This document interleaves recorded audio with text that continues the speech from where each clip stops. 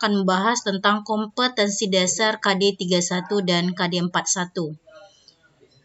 KD 31 yaitu menganalisis pencatatan transaksi penjualan barang dagang secara kredit, wesel, dan penjualan angsuran. Sedangkan KD 41, KD keterampilannya melakukan pencatatan transaksi penjualan barang dagang secara kredit, wesel, dan penjualan angsuran. Anda sekalian, sebelum kita bahas tentang bagaimana penjualan secara kredit, kita akan bahas dulu tentang bagaimana sih perbedaan antara penjualan tunai dan penjualan kredit itu. Sebenarnya mungkin Anda sekalian sudah mengetahui dan pernah juga sudah membaca atau belajar tentang perbedaan penjualan tunai maupun penjualan kredit. Di sini akan saya ingatkan kembali perbedaan antara penjualan tunai maupun penjualan kredit. Yang pertama adalah bersifat cash atau kontan, di mana Anda ketika menerima uang atau membeli ketika kita customer membeli barang dari kita akan menerima sejumlah uang. Barang kita berikan, uang kita terima. Itu yang bersifat cash atau kontan. Yang kedua, penjualan tunai itu pembeli sebelum menerima barang harus membayar kepada penjual. Barang dibayar seperti tadi yang saya sampaikan, barang diterima oleh pembeli kita, uang ditinggalkan. Namun penjualan kredit Anda sekalian, penjual menyerahkan barang kepada pembeli dan pembayaran dilakukan beberapa waktu sesuai dengan kesepakatan.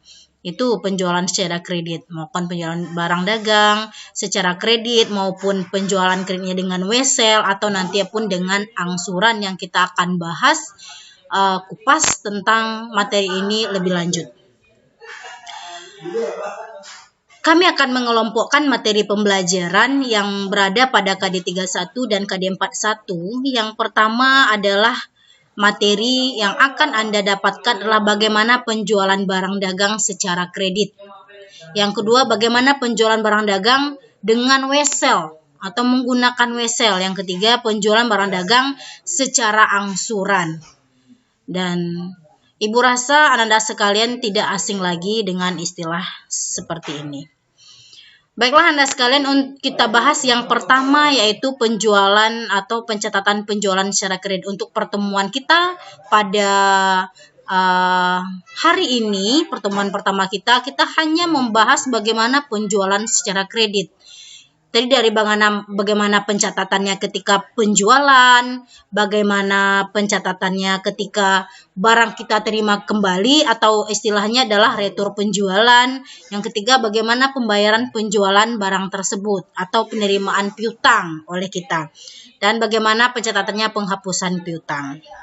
Selanjutnya, Anda sekalian, setiap terjadinya transaksi, pastinya kita ada dokumen dan pastinya juga kita ada buku jurnal yang kita gunakan untuk mencatat dokumen transaksi tersebut. Karena memang sebagai siswa akuntansi, kita harus mencatat berdasarkan dokumen. Nah, untuk penjualan kredit ini ada beberapa macam dokumen maupun buku jurnal yang digunakan. Yang pertama sekali adalah transaksi penjualan kredit itu tersendiri. Yang pertama, dokumen yang terkait dengan penjualan kredit adalah faktur penjualan. Ada faktur penjualan yang kita berikan kepada customer kita atau pelanggan kita. Di mana faktur penjualan kita sebagai akuntan nantinya akan kita catat di jurnal penjualan. Sedangkan Anda sekalian, Anda mungkin sudah belajar bagaimana penjualan secara kredit itu akan menimbulkan piutang dagang. Nah, mutasinya adalah jika terjadi penjualan secara kredit, mutasi piutang dagang kita adalah positif atau bertambah piutang dagang kita akibat transaksi penjualan kredit. Nah, yang kedua adalah retur penjualan. Kami rasa untuk retur penjualan Anda sudah tahu bagaimana transaksinya retur penjualan.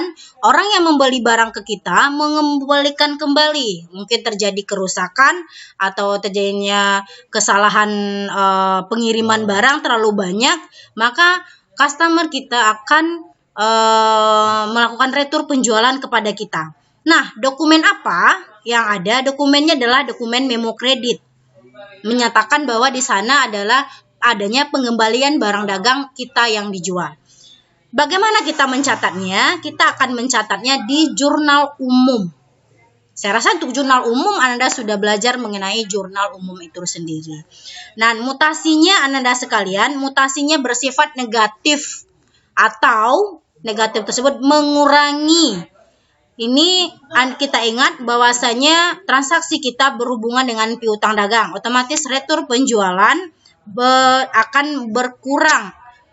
Piutang dagang akan berkurang jika terjadinya retur penjualan. Nah, yang ketiga yaitu yang menyebabkan terjadinya perubahan akun piutang dagang yaitu penghapusan piutang. Dokumennya adalah bukti memorial dan kita catat nanti ke jurnal umum dan juga mutasinya akan mengurangi jumlah piutang dagang. Nah, selanjutnya Anda sekalian, transaksi yang berhubungan juga dengan akun penjualan akun piutang dagang adalah penerimaan piutang atau pembayaran penjualan oleh customer. Customer bayar utang ke kita. Nah, apa dokumennya? Dokumen yang kita terima adalah bukti kas masuk. Bukti kas masuk ada, lalu kita catat di dalam jurnal kas masuk. Atau istilahnya adalah jurnal penerimaan kas atau cash receipt journal. Nah, itu dia. Bagaimana terhadap perubahannya terhadap piutang? Kalau kita sudah menerima uang dari customer kita, otomatis piutang kita akan berkurang atau otomatis akan hilang atau habis piutang kita kepada customer tersebut. Nah, itu perubahan akun piutang dagang dalam transaksi penjualan kredit. Nah, untuk lebih Anda kuasai bagaimana sih transaksi tersebut, kita masuk ke contoh soal, di mana contoh soal 3, contoh soal yang sangat sederhana saja yang saya berikan kepada Anda bahwasanya ada tanggal 5 April PT Jaya Abadi menjual barang dagang sebesar 1 juta rupiah dengan syarat 2/10 N/30. Nah, Anda sekalian, kalau seandainya memang di sini di soal ada menerangkan dengan syarat pembayaran, berarti transaksi tersebut adalah penjualan kredit. Seperti itu. Nah, transaksi selanjutnya tanggal 6 April menerima kembali barang yang telah dijual tanggal 5 April karena tidak sesuai pesanan sebesar 100.000. Dan tanggal 14 April 2019 PT Jaya Abadi menerima pembayaran dari toko maju. Nah, Anda sekalian, kita akan membuat jurnal umumnya saja dulu. Dan kalau kita akan buat jurnal khususnya, jurnal kas masuknya nanti akan Anda pelajari pada mata pelajaran akuntansi perusahaan jasa, dagang, dan manufaktur. Sekarang untuk bagaimana perubahan mutasinya, kita akan buatkan jurnal umumnya terlebih dahulu. Seperti yang Anda ketahui, kita lihat dulu di transaksi tanggal 5 April menjual barang dagang pada toko maju sebesar 1 juta. Nah, bagaimana pengaruhnya terhadap transaksi perusahaan kita? Kita buat dulu tahun yang akan kita entrikan, tahun 2019. Bulannya adalah bulan April. Dan tahunnya di tanggalnya adalah tanggal 5 April. Nah, sebelum kita masuk Anda sekalian, kebetulan sudah dibuatkan. Setiap Anda membuat jurnal, ya, jurnal khusus maupun jurnal umum, jangan Anda lupa membuat kepala atau head dari tabel. Jadi menyatakan ini tabel apa. Kalau seandainya ini tidak bernama, berarti jurnal yang Anda buat itu tidak ada artinya. Oke, kita lanjutkan. Di tanggal 5 April penjualan secara kredit itu sebanyak 1 juta rupiah. Akunnya yang kita gunakan adalah ketika penjualan, akun yang kita gunakan adalah akun penjualan. Penjualan bertambah di sebelah kredit. Namun, kalau penjualan kredit berarti piutang dagang seperti yang kita lihat tadi, bahwasannya piutang dagang kalau seandainya bertambah ada penjualan kredit berarti mutasi piutang dagang itu bertambah. Piutang dagang bertambah itu diletakkan di sebelah debit. Yuk kita masukkan akunnya piutang dagang. Setelah kita masukkan piutang dagang, kita lihat Berapa nominalnya? Nominal piutang dagang kita menjual barang dagang sebanyak 1 juta rupiah. Oke, Anda sekalian, kita berikan rupiahnya. Counting, oke. Udah seperti itu. Lalu untuk dikredit karena dia penjualan, berarti akun penjualan yang kita masukkan. Kita kasih sama dengan saja. Oke, sudah Anda sekalian. Selanjutnya kita beralih pada transaksi tanggal 6. Transaksi tanggal 6 adalah PT Jaya Adijaya menerima kembali barang yang dijual. Kalau dia menerima kembali berarti ada retur penjualan. Kita lihat untuk retur penjualan mutasi piutang kita berkurang. Berarti piutang berkurang itu kita letakkan di sebelah kredit. Apa debitnya? Karena dia retur, kita masukkanlah langsung dia adalah retur penjualan. Dan di kreditnya adalah piutang dagang. Nah, bagaimana nominalnya? Nominalnya adalah Rp100.000.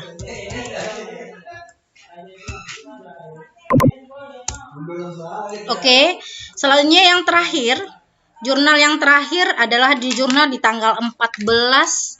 Itu adalah transaksi, ya, adalah transaksi penerimaan piutang tanggal 14 April, ya.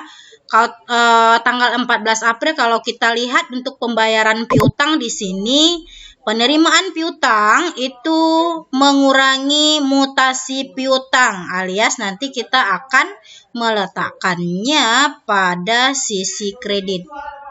Nah, kalau kita terima uang, terima kas bertambah, otomatis berada pada sisi debit. Oke, sisi debit kita masukkan kas. Lalu sisi kredit kita masukkan piutang dagang. Lalu bagaimana dengan potongan?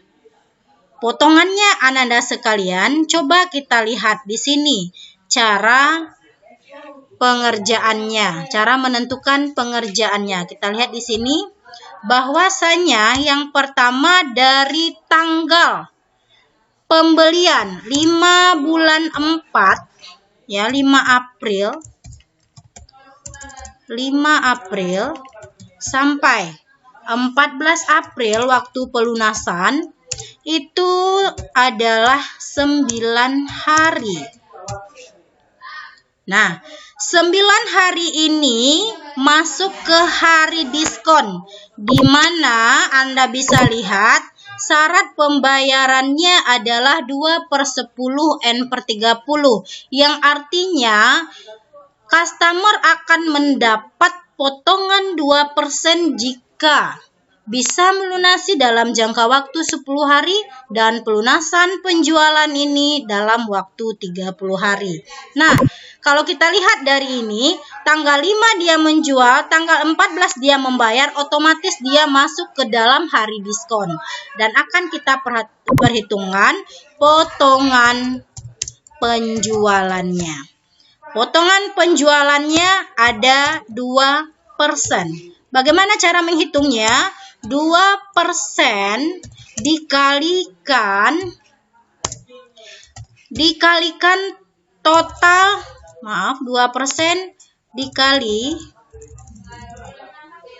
2% dikalikan sisa utang kita. Berapa sisa utang kita setelah kita jual dengan harga 1 juta dan dikembalikan oleh customer kita 100.000, berarti tinggal lagi piutang kita 900.000 rupiah. Berapa tinggal? Jadi potongan kita sebanyak 2% dari 900.000 adalah 18.000 rupiah. Seperti itu. Nah, berapa kas yang kita terima? Kas yang diterima adalah jumlah piutang kita 900.000 dikurangi dengan jumlah potongan. Ya, jadinya jumlah kas yang diterima adalah Rp882.000. Nah, kita masukkan ke jurnal. Apa jurnal yang ditambahkan? Berarti ada kata-kata potongan penjualan. Kita masukkan di sini akun potongan penjualan. Maaf, akun potongan penjualan. Kita tinggal memasukkan ke jurnal. Berapa kas yang kita terima? 882. Yang ini kita ambil. 882. Oke, berapa potongannya? Potongannya adalah 18.000. Berapa piutang dagang kita? Adalah 900.000, didapat dari 1 juta dikurangi dengan 900.000. Oke, Ananda sekalian, mudah bukan? Semoga Ananda paham dengan penjelasan yang singkat ini dan Anda bisa belajar. Dan jangan lupa tugas Ananda adalah meringkas materi ini dan juga nanti akan silakan Anda kerjakan tugas yang Ibu berikan. Terima kasih banyak atas perhatiannya. Tetap semangat belajar di rumah. Assalamualaikum warahmatullahi wabarakatuh.